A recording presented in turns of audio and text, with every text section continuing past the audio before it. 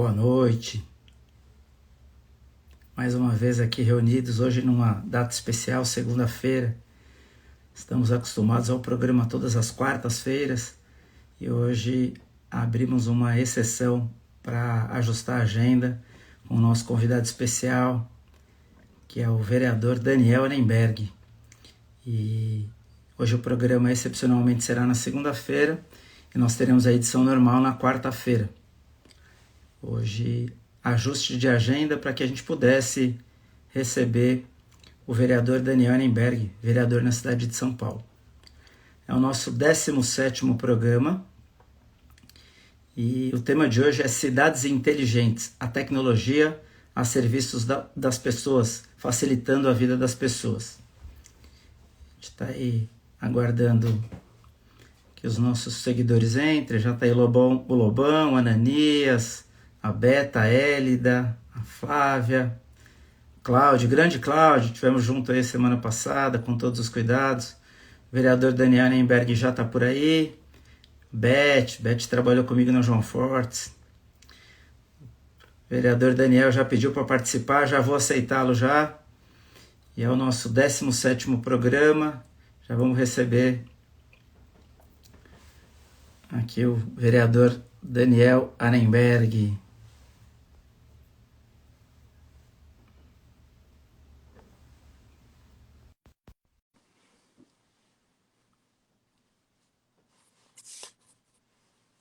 Estamos recebendo, está conectando com o vereador? Estou aqui.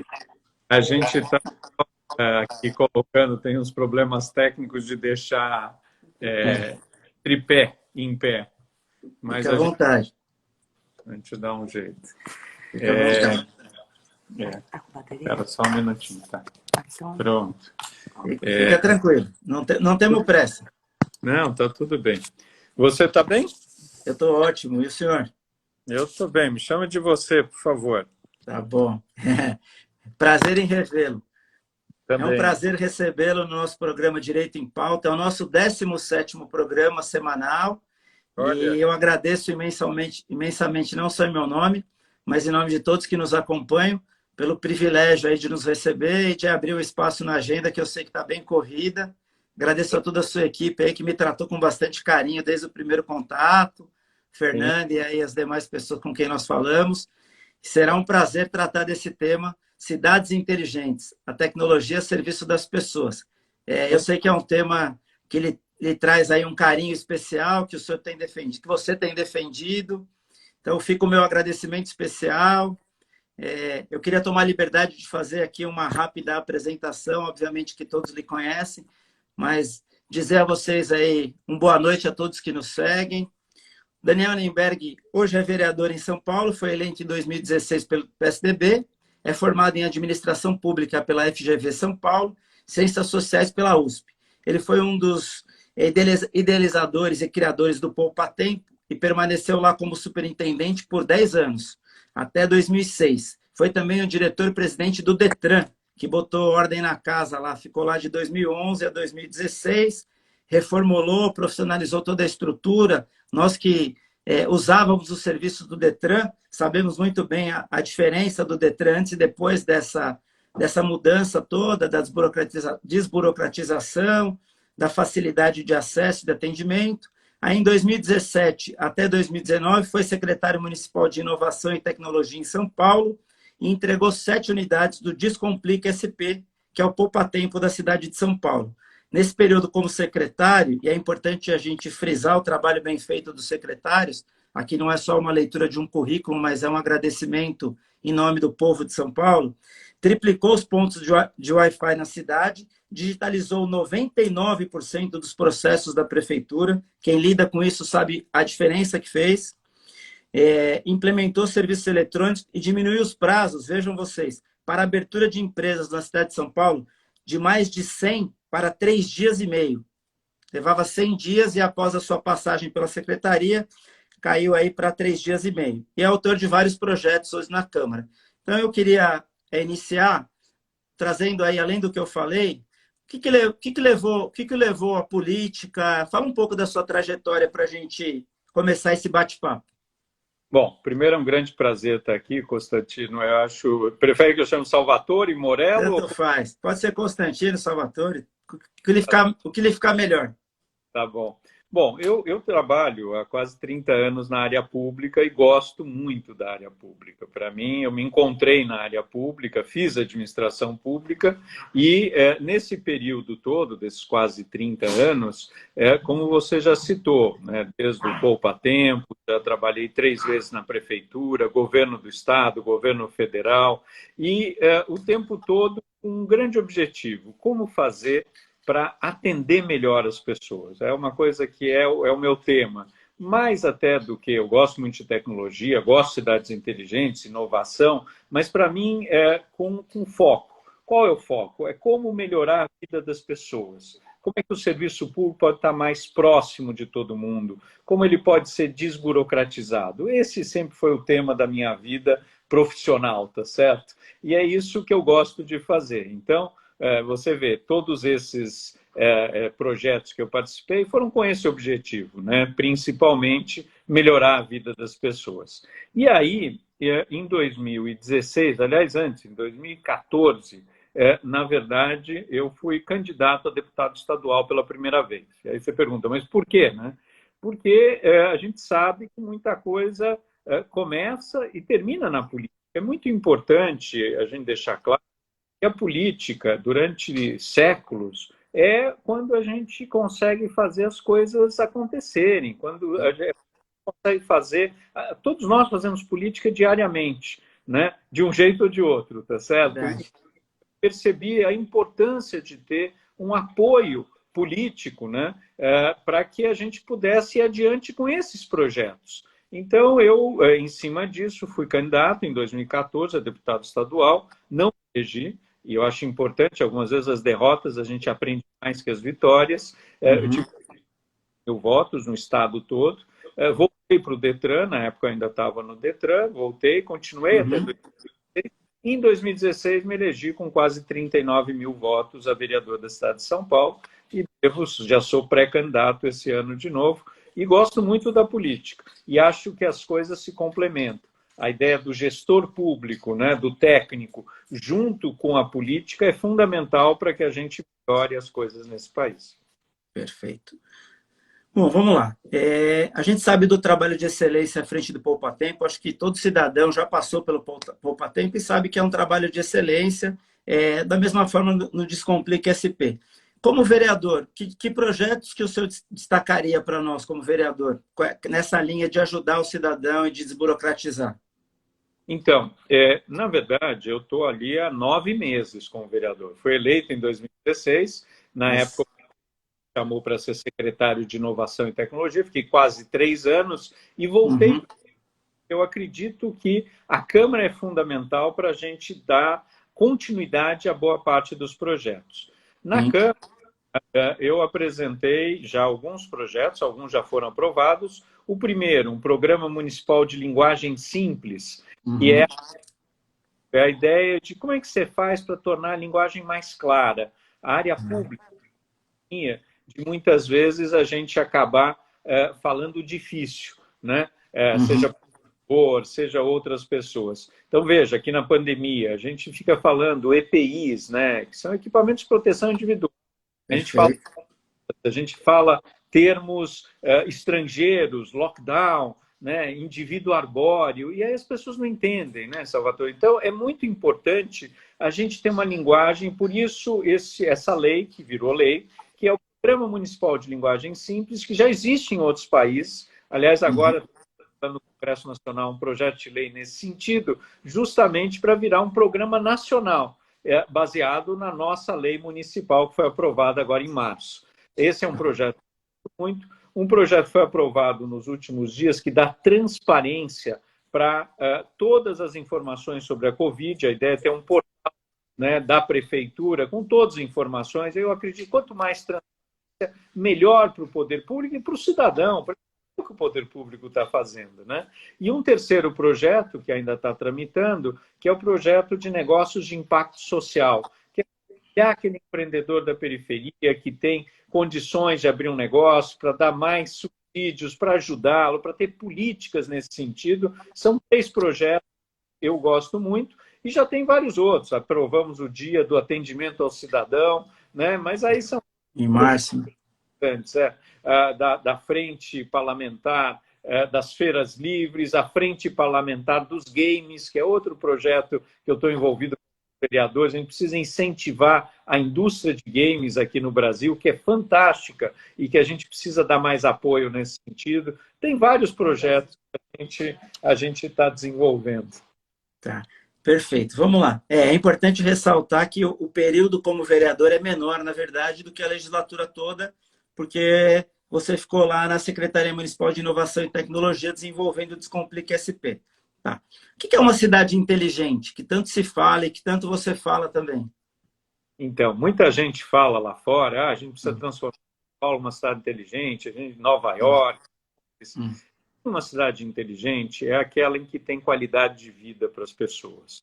O que é falado muito de cidade inteligente é que, com as novas tecnologias, inteligência artificial, internet das coisas, serviços eletrônicos, todo mundo fala, precisa transformar tudo em tecnologia.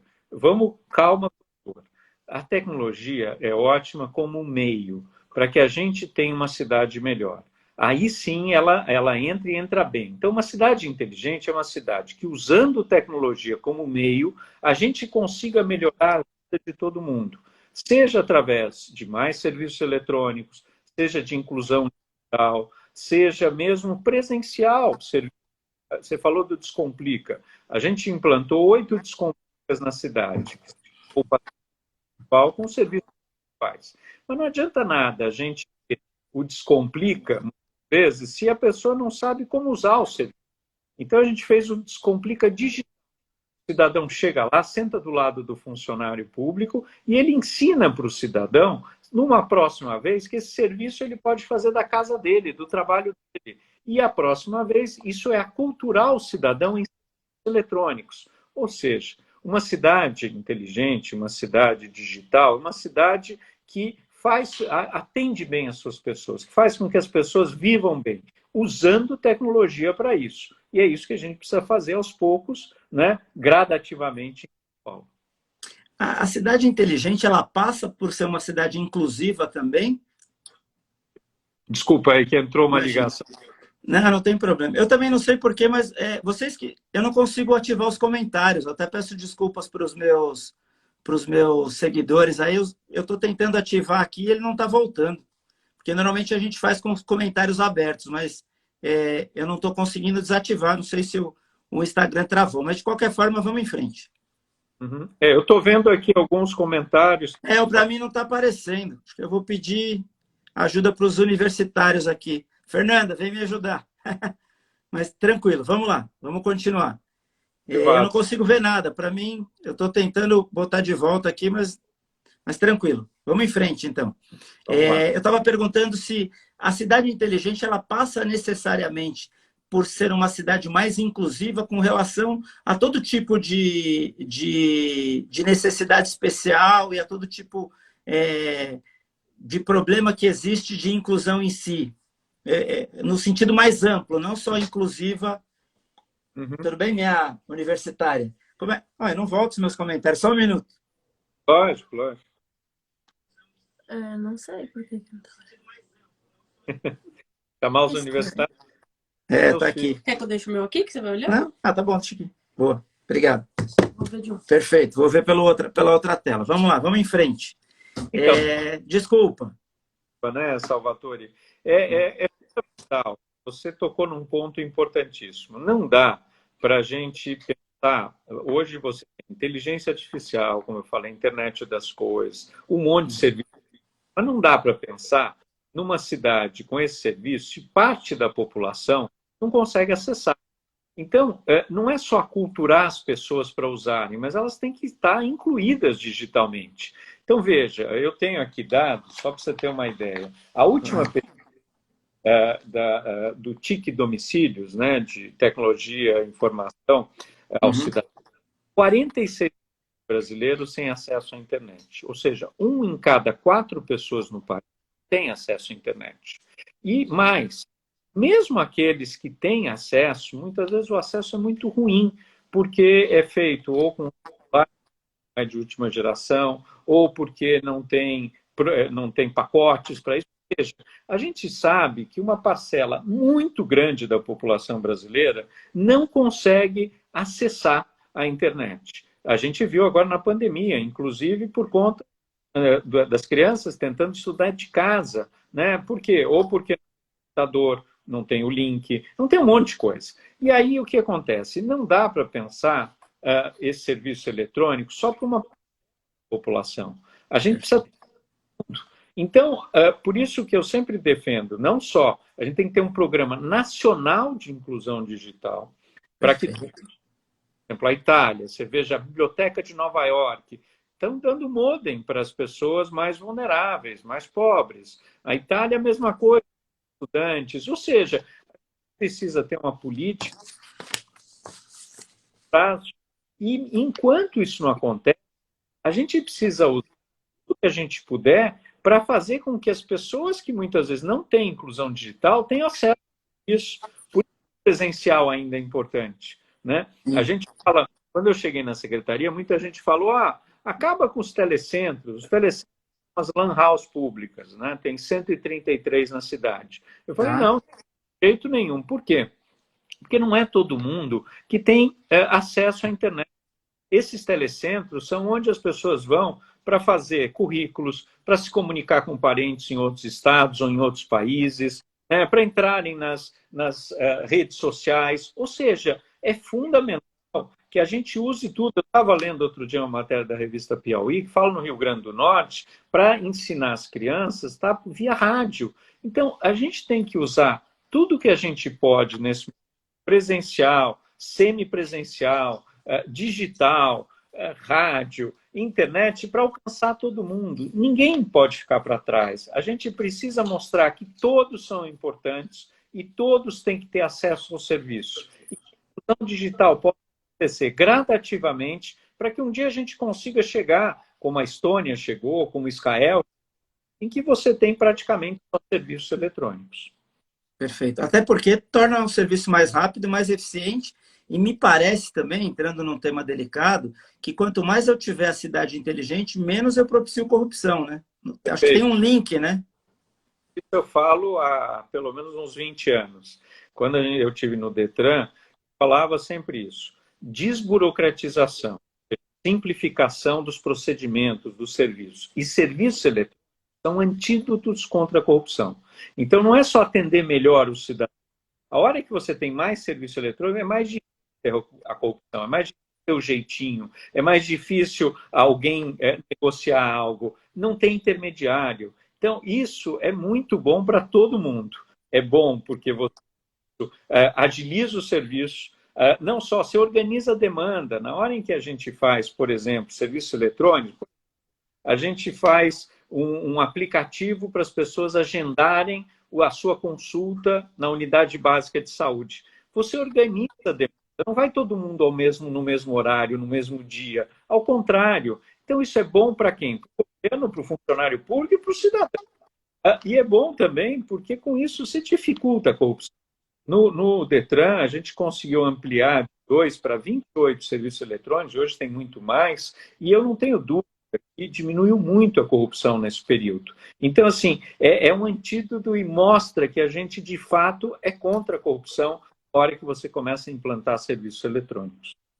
Aproveitando que você falou do Detran, até para quem tem muitos estudantes nos assistindo aí, qual que é a dica para quem senta numa cadeira de presidente do Detran que traz aquela fama que todos nós já sabemos do zangão e não sei mais quem, e essa coisa do despachante, sem falar mal de despachante, até acho que o Vanderlei está nos assistindo, é um dos melhores despachantes de São Paulo, não é falar mal do despachante, tem mal advogado, tem mal vereador, tem mal despachante. Não estamos nessa linha de crucificar ninguém. Mas, assim, qual que é a dica? Como é que senta numa cadeira dessa e consegue os resultados que você conseguiu? Então, deixa eu primeiro só falar dos despachantes, que acho que é um tema bom para esclarecer. A gente fala, você quer acabar com os despachantes. Não é verdade. O que eu fiz no Detran foi no sentido de ampliar o acesso para todos. Todos têm acesso e sejam atendidos igualmente. Esse é o ponto principal. Sempre vai ter gente que vai para ir, ou vai achar que tem recurso para pagar o despachante e tem um plus a mais. Então, eu deixava muito claro para os despachantes que o importante é que eles precisavam se reinventar. Eles precisavam mostrar que, olha, não dá para continuar do jeito que estava, vai ser diferente. Então, é nesse sentido. E aí já entro na tua pergunta, porque isso é uma das coisas que eu fiz muito no Detran. Eu conversei muito com todos os setores. Eu chamei os despachantes, sentamos e fizemos várias conversas. Chamei todos os médicos, os psicólogos, a gente conversou com o pessoal de desmanche de veículos, a gente conversou com os ponteiros, a gente conversou, o Detran tem aí uma miríade, uma quantidade de universo em volta, que tem pátios, tem tantos serviços. Eu conversei, então, esse eu acho que é uma questão importante, é você ouvir os diversos setores, é você ter uma equipe muito afinada e muito integrada com... Ninguém faz nada Salvatore. Isso eu aprendi todo esse tempo na minha trajetória. É muito importante ter uma boa equipe, ter apoio político, ter resiliência, ter paciência, nem sempre consegue as coisas na primeira vez, a gente continua. Eu sou muito chato, viu, Salvatore? Eu insisto nas coisas. Eu acho que ter uma meta lá, e eu sempre falava no Poupa Tempo, o ótimo, bom, no Detran, que o bom era inimigo do razoável, porque nem sempre você conseguia chegar naquilo que você queria de uma primeira tacada. Isso tinha que ser gradativo. E muita gestão. Uma das coisas que eu acho que mais faz falta nesse país, Salvatore, é você ter gestores públicos e que são preocupadas com a coisa pública, com a res pública, tá certo? E pessoas que pensam o médio e longo prazo. Não adianta, não tem salvador da pátria, não dá para resolver as coisas de uma vez só, tem que ser processos. E é isso que a gente fez no Detran. Gradativamente, a gente foi colocando mais eletrônicos, foi desburocratizando. E outra questão importante, Salvador, não adianta nada migrar tudo para o meio eletrônico e virar e-burocracia, como eu chamo. Você tem que rever processo, né? Você tem que ver como é que você está fazendo para que na hora que você migre para o meio eletrônico, aquilo esteja simplificado, desburocratizado. Então, tem muitas dicas nesse sentido para você conseguir sentar na cadeira. E tem que, algumas vezes, né, essa coisa, né, de fazer o tai chi, yoga, porque assim, são demandas o tempo todo, são muitas pessoas querendo tudo ao mesmo tempo agora, precisa fazer isso gradativamente. Eu acho que foi uma gestão boa, razoável, ainda tem muito para ser feito, tá certo? Mas a gente deu um pontapé inicial, acho que melhorou bastante. Aliás, se você me permite, falando do Detran, uma das coisas que eu mais gosto, quando eu estava no Detran, foi que a gente realmente começou a ver o lado do cidadão, que esse é outro ponto importante. Foco no cidadão. O que ele precisa? Em geral, o gestor público olha muito para o seu umbigo e não consegue enxergar o que o cidadão precisa. E aí você tem que chamar o cidadão para ver se aquilo que você está pensando em fazer vai atendê-lo. Fazer pesquisa, né? Fazer piloto, testar. Isso é outra coisa importante. E eu gostei, por exemplo, de implantar um serviço que, aliás, eu vi no Rio e a gente copiou. Não é feio copiar coisas boas, tá certo? Perfeito. Que é a ideia de você lembrar o cidadão, por exemplo, que precisa renovar a sua carteira de motorista 30 dias antes. Eu acho isso muito legal. Mostra o serviço público do lado do cidadão, preocupado com ele. Não é só fiscalizar, não é só cobrar, é auxiliá-lo a resolver as questões que são do dia a dia, da vida dele. Né? Você receber um lembrete, um SMS, um e-mail, dizendo, a tua carteira está para expirar em 30 dias. Faça isso, isso, isso, e você vai renovar a sua carteira. Eu gosto muito quando o governo nos ajuda nesse sentido. E eu acho que as pessoas gostaram muito que plantou esse serviço. Até porque fica um governo colaborativo, né? É colaboração com o cidadão e, óbvio, ó, você recebe o aviso. Se você não renovar a carteira, você vai arcar com as consequências. Mas eu estou fazendo a minha parte de lembrar, porque normalmente você coloca, como os prazos são longos, você coloca ela na carteira e realmente não tem essa anotação, não todas as pessoas têm essa anotação de lembrar que daqui 5 anos ou daqui 10 anos a gente vai ter a renovação. Perfeito. Eu acho que é por aí mesmo. Uma outra pergunta. Eu vou fazer... Me surgiu um assunto aqui que é um pouco fora, mas eu queria saber a sua opinião e fica à vontade para não responder, porque a gente tem questões políticas envolvidas, então fica completamente à vontade. Questão do PCD. PCD é um assunto complexo, a gente tem alguns clientes que atuam nesse segmento, e aí me parece que há uma intenção dos governos, independente de estadual e federal, de mexer nisso. Na sua opinião, é necessário mexer? A coisa ela é muito aberta e aí todo mundo consegue? Ou realmente é necessário que se tenha política de PCD? Política de PCD, para quem não sabe, é aquisição de veículos para quem tem algum tipo de deficiência, de limitação, aquisição de veículos com valores subsidiados. Uhum. Vamos lá. Eu acho que é preciso mexer no Código de Trânsito Geral. Eu não sou contra a fazer adaptações e melhorias. Acho só que o que está tentando fazer agora pelo governo federal é muito ruim, tá certo? Por que é ruim? Porque a gente tem você não sei se as pessoas sabem, morrem mais de 40 mil pessoas por ano no trânsito brasileiro. A gente agora está vendo da Covid morrer muito mais gente, mas se pensar, num ano morre mais de 40 mil pessoas, o Brasil é um dos países que mais morre gente. E não estou nem falando do sequelado. Você multiplica esses 40 mil por 4, pelo menos, o que tem de gente. Por exemplo, metade da ala do HC de fraturas é por conta de acidente de trânsito. Olha o custo para o país e o custo disso para cada pessoa individual. É uma loucura. Muitas famílias, ou a gente conhece pessoas ou atropeladas, ou acidentes de trânsito. E por quê? Porque ou não bem informadas, ou porque a gente precisa ter muitas melhorias, né? Ou seja, eu gosto muito do trabalho que as autoescolas têm feito, gosto dos médicos, psicólogos, e eu acho que dá para melhorar isso. Eu não tenho dúvida que dá para.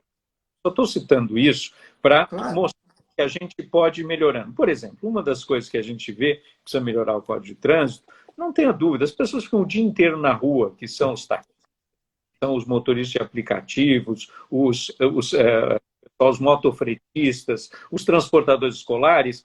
Será que eles, pegando 2, 3, 4 multas, porque estava 50 por hora e era 40, eles ficam sem a carteira? Será que não vale rediscutir isso? É algo para se pensar. Então, nesse sentido, precisa ser mexido. PCD é outro ponto que eu acho que a gente precisa tomar um pouco de cuidado, porque acabou também muita gente entrando nessa, dizendo, eu posso tirar um carro desse jeito, que é mais barato, ou que tem condições de eu dirigir no rodízio, porque eu tenho determinadas situações que não necessariamente, vamos dizer assim, fica no limite ali entre eu sou um portador com deficiência ou não. Então, precisa ser discutido. Eu acho que o que a gente precisa é ter alguns princípios, alguns valores e montar em cima disso melhorias para esse trânsito ficar mais amigável. O que não dá é para continuar morrendo tanta gente, tantos acidentes, e a gente simplesmente achar que isso não é um problema, e com isso tira os radares, que é o que o governo federal está fazendo, tira a questão da cadeirinha, diz que você precisa renovar a carteira depois de 10 anos, ou seja, vai na contramão que outros países estão fazendo no mundo todo. Ou seja, não é bom. Do PCD, eu sempre defendo, Salvatore, em que a gente discuta com todos os envolvidos. Um dos projetos de lei que eu apresentei na Câmara, que é esse negócio de impacto social, o que eu gostei muito também dele foi que a gente fez uma consulta pública.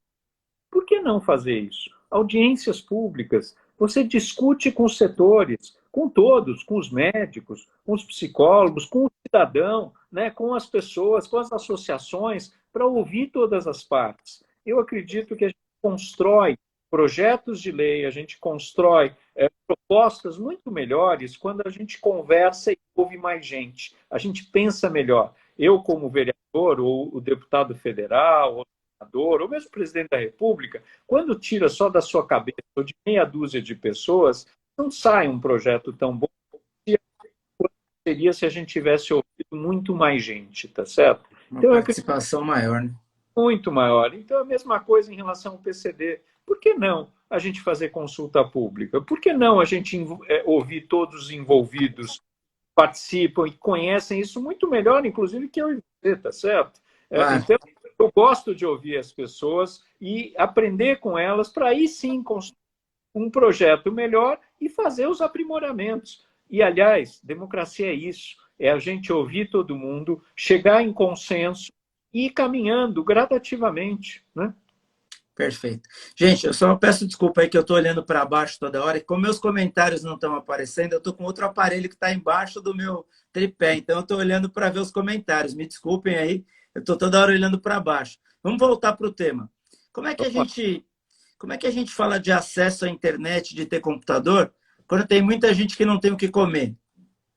Bom, isso é uma coisa importante. Hoje em dia, ter acesso à internet é a primeira necessidade, como é ter o que comer, ter casa, ter trabalho, ter educação e saúde pública e assim por diante, saneamento básico, ou seja, é tão importante quanto. Muitas vezes você conseguir ter inclusão digital permite que você consiga um emprego, permite que você converse com outras pessoas em outros lugares e ache boas soluções para o que você está precisando para a sua região, para o seu bairro, né, para a sua casa. Ou seja, hoje, inclusão digital é artigo de primeiríssima necessidade. A gente viu isso na pandemia. Como é que dá para os alunos de escolas públicas que ficaram aí 5 meses sem aula estudarem, né? Muito complicado.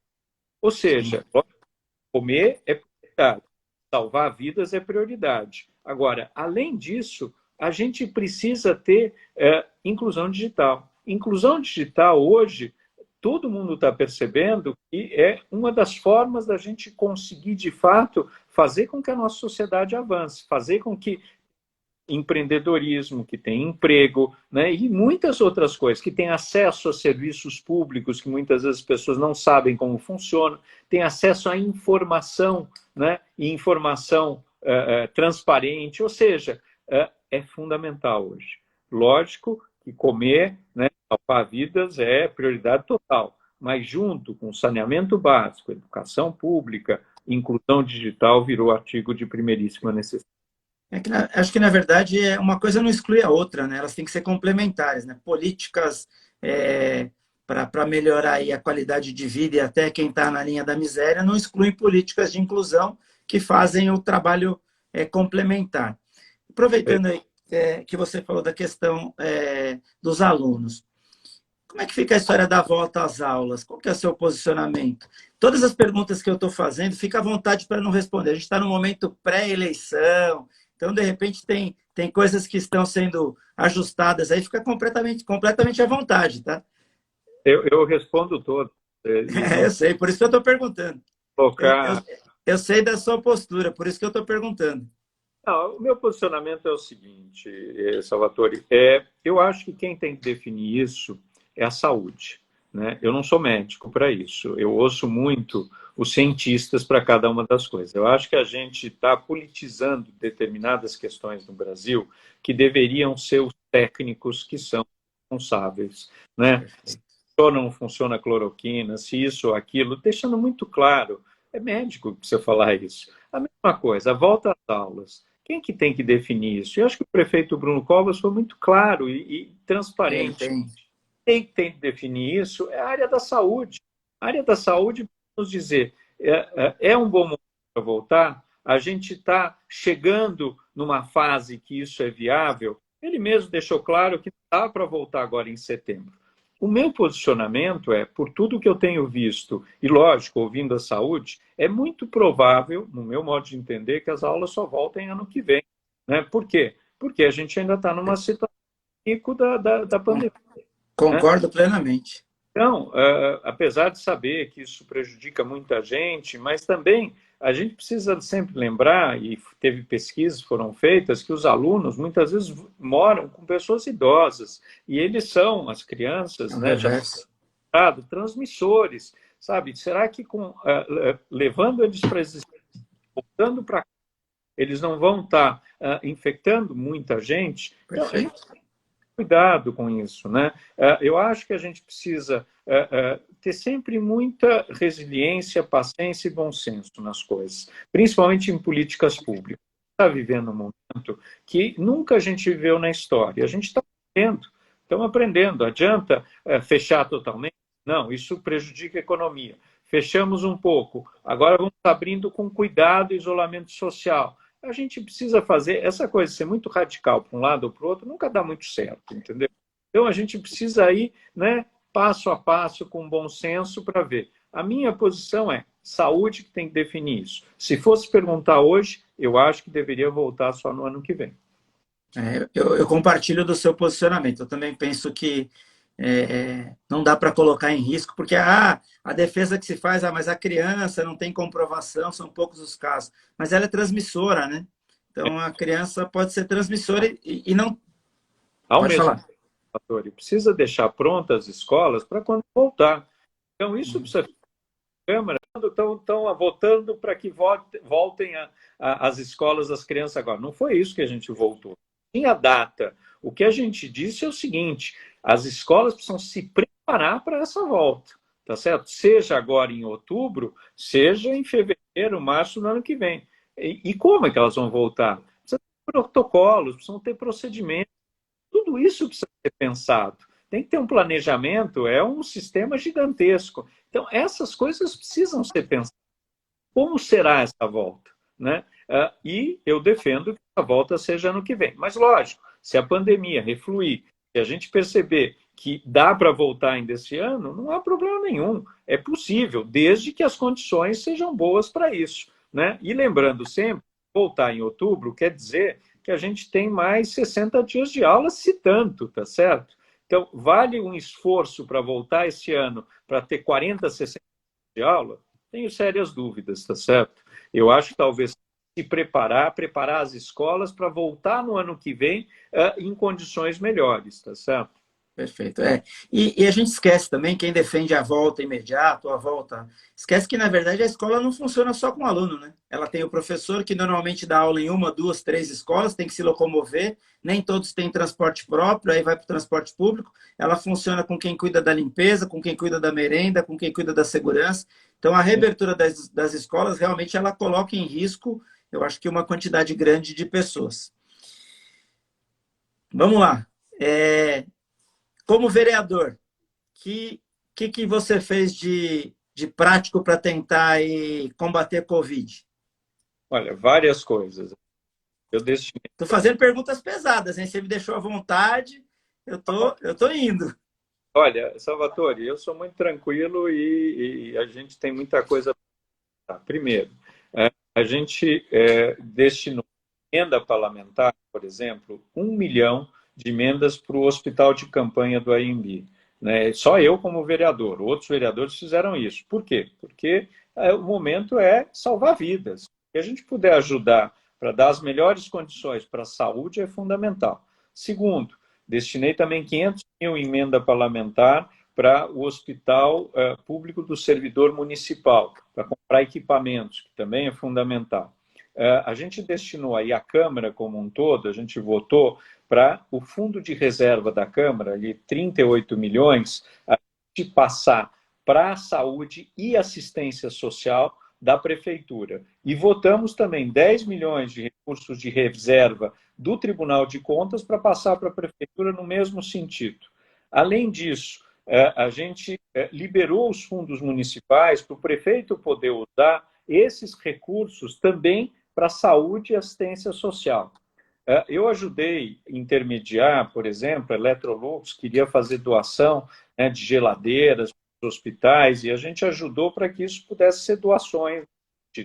Inúmeros pedidos aí desde cestas básicas, etc. Ajudamos o máximo possível.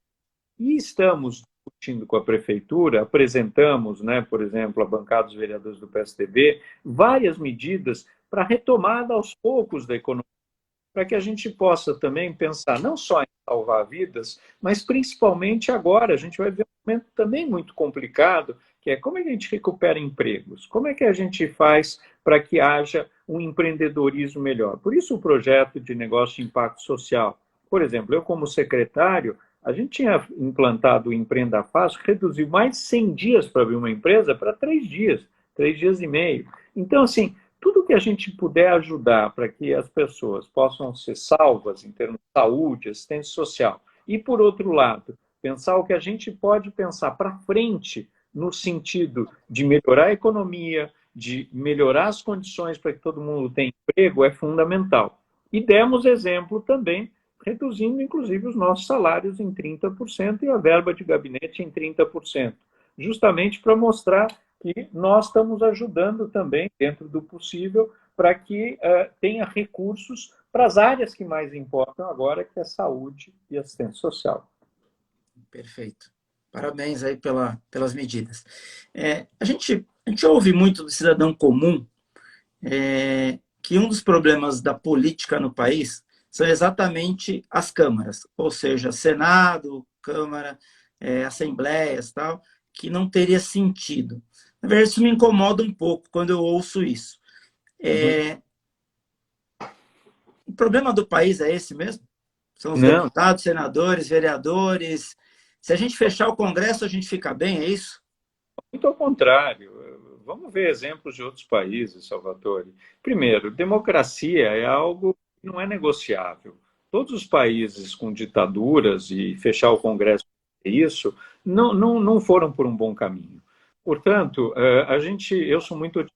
Eu acho que a gente está aprendendo o tempo todo e a gente tem um período muito curto de democracia no país. A gente tem o quê? 30 anos de democracia. Na história, isso é muito curto. O que a gente precisa aprender? É aprender com os erros. E muitas vezes a gente vê as experiências de outros países. Não é fechando o Congresso. Lógico que tem gente ruim em todos os lugares. Você sabe disso, eu sei disso. E tem gente boa.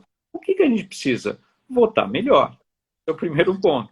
Para a gente ter gente que seja honesta, gente competente, gente que está preocupado mais com os outros do que pensar só em si. Então, isso é o primeiro ponto. Isso depende de educação. As pessoas muitas vezes acham que votar não serve para nada. É um instrumento importantíssimo, potente para o povo. Na hora que você vota, você muda os destinos de uma nação.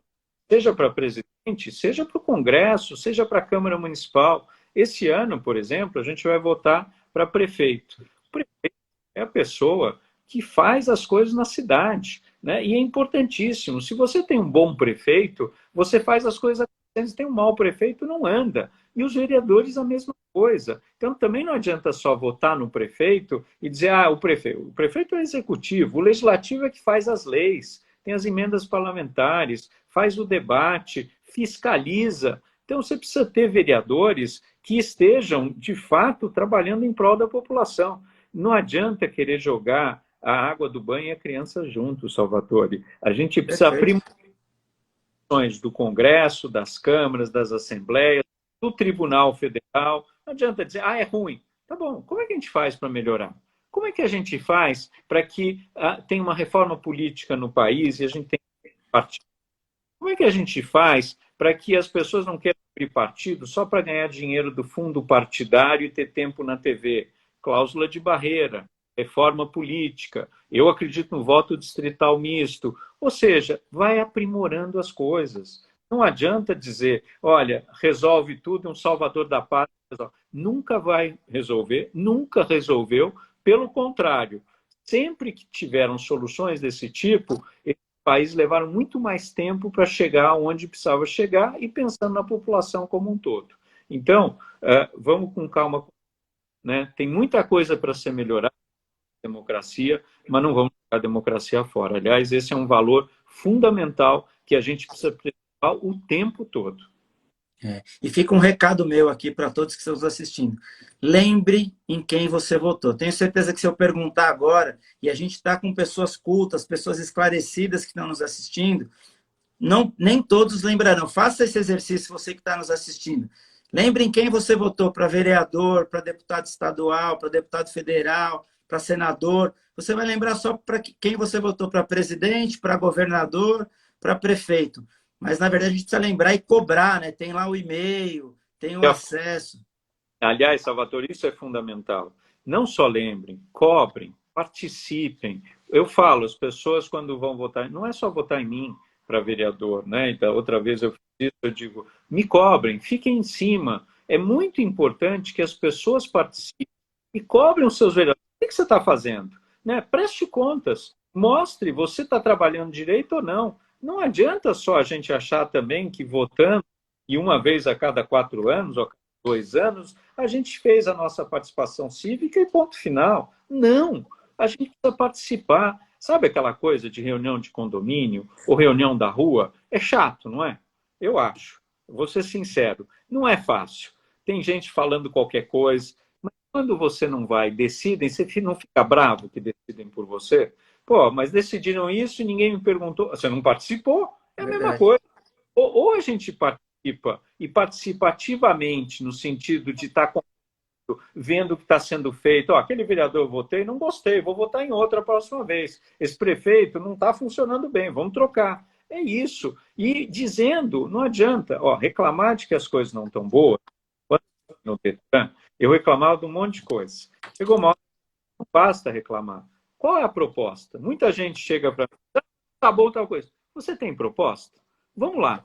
Se tiver, vamos. Agora, não ter proposta, só reclamar, é fácil. Reclamar é o mais fácil. É bom reclamar, é importante reclamar, mas precisa também, quais são as soluções? Quais são as propostas? Como é que a gente chega nisso? Isso que a gente precisa o tempo todo pensar.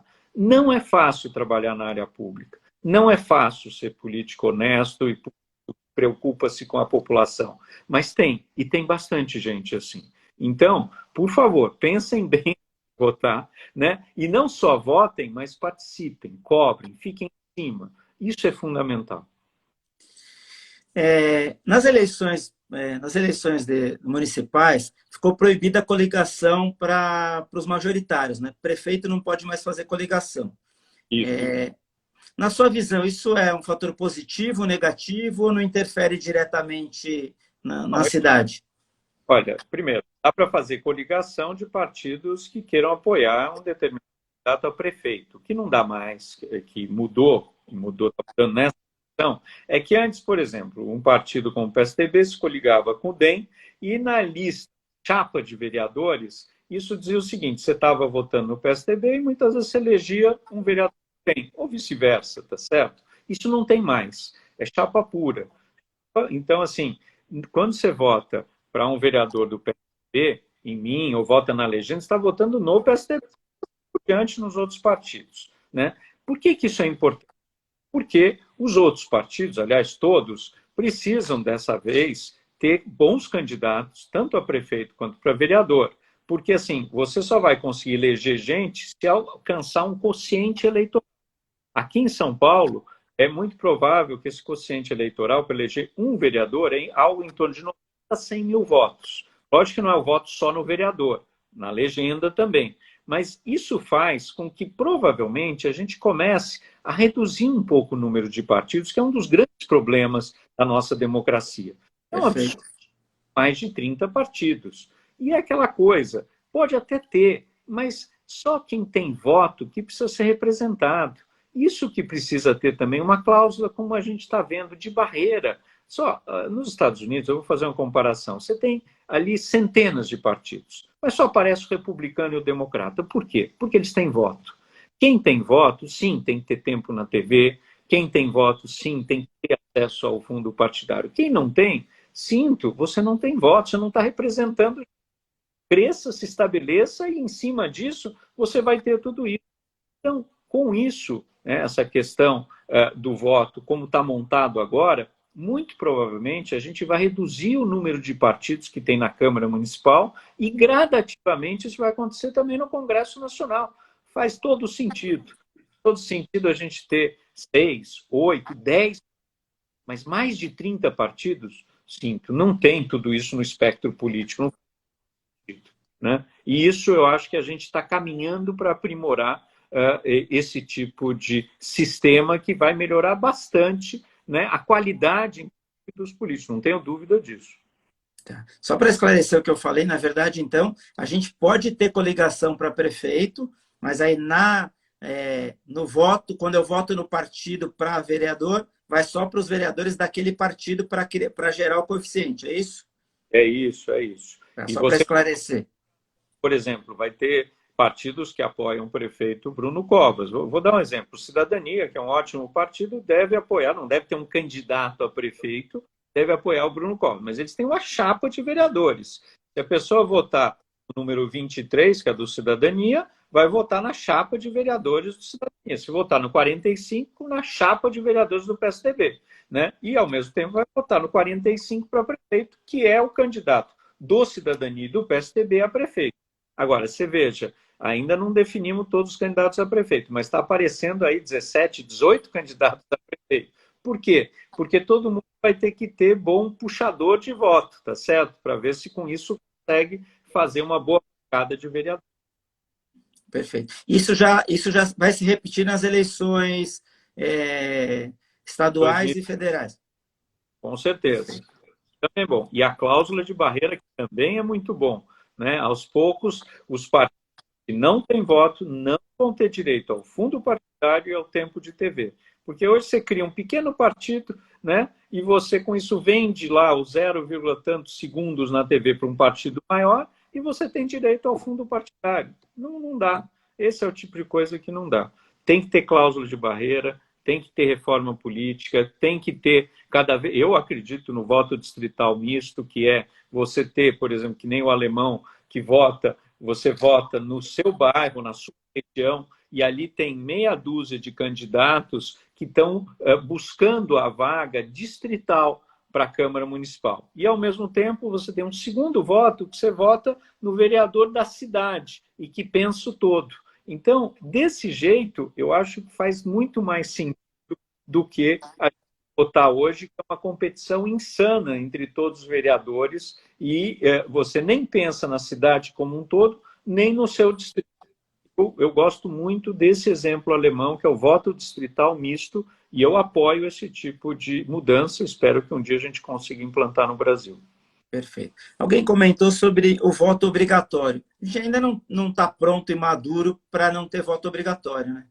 Eu acho que, eu acho que lá no ideal é que vota quem quer votar. O problema é que para isso você tem que ter uma sociedade madura, como você falou, e que de fato é interessada. O meu medo da gente a gente tirar o voto obrigatório é que muita gente não iria votar nesse momento. E aí votam só aquela coisa da reunião de condomínio, tá certo? E eu acho que ainda é importante que a gente tenha a necessidade de votar para pelo menos pensar em quem a gente está votando. Eu tenho dúvida se nesse momento a gente não ia ter uma abstenção gigantesca se por acaso a gente tirasse o voto obrigatório. Mas a ver também, né? É algo que, por exemplo, nos Estados Unidos não é obrigatório, a gente vê que não é fácil levar todo mundo para votar. Não sei, em situações como, por exemplo, essa eleição parece que vai ser bem acirrada, muita gente vai querer votar lá e espero que tirem o Trump, porque é outro que também é muito complicado. Então... Deixa eu fazer... hoje se fala muito de ativismo judicial. O judiciário interfere na política mais do que devia? Olha, o judiciário está entrando mais na política porque eu acho que a política está tirando o pé, vamos dizer assim. Está muitas vezes não tomando decisões que precisava tomar. Não é bom. Eu acho que o judiciário tem que ficar onde ele está, ele tem que estar se preocupando com a legalidade de uma série de coisas, e eu acho só que os políticos precisam, de fato, tomarem decisões. Não dá para ficar em cima do muro. Você vê aqui, eu posso não concordar com a ABC, eu sou muito flexível, eu tenho as posições, tá certo? Eu acho que os políticos têm que cada vez mais ser atuantes. O judiciário acabou vendo uma brecha e entrou e diz, ninguém está decidindo isso, a gente vai decidir por vocês. Não é bom. Essa ideia de equilíbrio de poderes é fundamental, né? E eu acho que a gente precisa ter, entre o executivo, o legislativo e o judiciário, um bom equilíbrio de poderes, porque senão isso pode dar problema. Perfeito. Eu penso respeitar a limitação e a independência dos poderes é primordial. Uhum. Bom, a gente tem mais 8 minutos. Tá me ouvindo bem? Estou te ouvindo. Tá meio travando a tua imagem, estou te ouvindo. Aqui também tá, mas tá bom, voltou, ainda bem. Vamos lá. Pediram para falar um pouco da geração de empregos no Descomplica SP, se eu não me engano. Acho que alguém nos comentários falou que parece que tem alguma possibilidade lá de buscar emprego no Descomplica SP. Acho que era importante falar um pouco disso e já dar essa sua visão com relação ao pós-pandemia. O que a cidade poderia fazer para minimizar esse impacto que a gente vê aí da quantidade de desempregados? Acho que seria um link, e aí eu já devolvo para você fazer o fechamento. Olha, o Descomplica, parte Isso Descomplica são públicos, então você leva boa parte dos servidores. A gente consegue, muitas vezes, terceirizar alguns, mas são poucos. Isso, muitas vezes, a gente contrata uma empresa terceirizada, então não dá para dizer, vou contratar a B. Eu defendo muito sempre, quanto mais a gente quer ter carreiras na área pública, funcionários públicos que estejam, inclusive, ocupando cargos de confiança. Esse é um outro problema que a gente não debateu aqui, Salvatore, e pouca gente fala. Um dos grandes problemas na área pública, a gente ainda tem muitos cargos de confiança. Isso é ruim. Quanto mais a gente tem boas carreiras, pessoas na área pública ganhando bem para não fazerem nenhum tipo de coisa errada e não ter cargos de confiança ou ter o mínimo necessário, você pega o exemplo de qualquer país da Europa. Sabe quantos cargos de confiança você tem na Inglaterra, na França, quando muda um governo federal? Uma centena. Sabe quantos cargos de confiança tem aqui no Brasil quando muda o governo federal? 17 mil, 20. É um absurdo isso. Está tudo errado, né? A gente precisa diminuir esses cargos de confiança. Precisam ser cargos efetivos. Para quê? Para que você coloque funcionários públicos de carreira e que não estejam lá sujeitos a apoiar A, B ou C, independente se é o partido A, B ou C, e sim pensem no que é bom para o país. Então, isso é fundamental, né? Só para deixar isso claro. Na questão que eu acho que a gente vai sair da pandemia e com problemas graves, eu não tenho dúvida, infelizmente, na área econômica e social. A gente precisa cada vez mais incentivar empreendedores, cada vez mais ajudar para que, por exemplo, estava conversando com o presidente da Junta Comercial, ele falou que hoje foi anunciado pelo governo do estado, né, 2 meses que não terá taxa para pessoas que queiram abrir empresas. Pessoas estão ficando com um novo negócio. Olha, é um incentivo importante. Sim. Né? Incentivo desse tipo, lógico que não dá para ter inúmeros incentivos, porque também os governos estão arrecadando menos, e eles arrecadando menos condições de dar suporte às pessoas que mais precisam. Né? Então, também, isso vai ser... Caiu a arrecadação do município aos bilhões nesses últimos meses. Né? Ou seja, a gente precisa ver como é que a gente faz para incentivar a economia, e aí quem tem as melhores condições de fazer isso é o governo federal, que infelizmente não está fazendo. Né? Nessas horas, até emitir moeda para a gente sair da crise pode ser uma saída. Por quê? Porque esse é o momento de salvar vidas e fazer com que as pessoas estejam empregadas, que tenham recursos. O que não dá é para pensar só, lógico, tem que ter um teto de gastos, tudo isso estou de acordo, mas o governo federal pode fazer muito mais do que está fazendo. Infelizmente, o governo federal está muito tímido para medidas importantes para a gente sair da crise. A gente está com um número tremendo de desempregados e isso, infelizmente, faz que continue nos meses. E isso gera situações muito ruins para boa parte da população. Perfeito. A gente tem mais 1 minuto e meio. 2 minutos pelo... Eu queria agradecer a sua participação. Queria dedicar o programa de hoje ao Gabriel, meu filho, que faz 22 anos. Então, eu dedico o programa de hoje ao Gabriel. Te agradeço de coração, admiro o seu trabalho, te desejo sorte, sucesso, saúde acima de tudo. E devolvo para esse 1 minuto e meio para você fazer as considerações finais. Gente, na hora de votar, olhem os candidatos, não estou fazendo campanha política, não é esse o objetivo do programa, mas olhem os candidatos, analisem os candidatos e votem com consciência. Te devolvo nesse 1 minuto para finalizar. Muito obrigado de coração. Gratidão a todos que nos acompanharam. Salvatore, foi um grande prazer. Manda um abração para o teu filho Gabriel, parabéns para ele. Eu fiquei muito feliz de participar da live, da gente expor e colocar tanta coisa boa. Espero que as pessoas tenham gostado. A gente lá na frente vai fazer mais. E obrigado. É um prazer estar com você aqui e a todo mundo que está nos ouvindo até 8 horas da noite. Um forte abraço a todos. Obrigado, eu que agradeço. Sucesso. E quarta-feira agora a gente fala com o Dr. Ricardo Monteiro sobre direito imobiliário. Muito obrigado de coração, sucesso, saúde e agradeço a todos. Se cuidem, tomem cuidado, se cuidem, não esqueçam de se cuidar, sigam em frente, sucesso, força, alegria, viva feliz, a vida é bela. Obrigado, Daniel, de coração, sucesso a todos.